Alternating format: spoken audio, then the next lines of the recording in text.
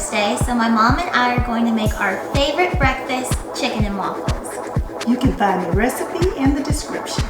Let's get started. First, season your chicken, then in a medium bowl, combine 1.5 cups of milk and 2 large eggs.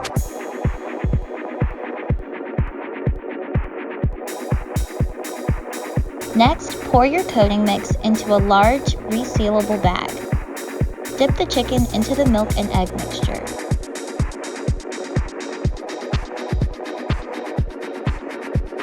Then add the dipped chicken pieces to the bag of coating mix. Seal the bag and shake well to coat the chicken.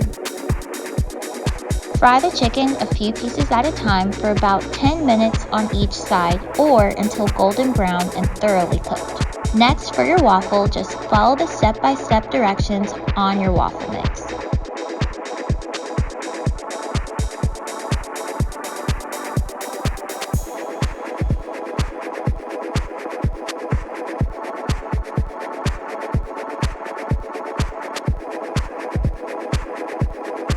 Then enjoy!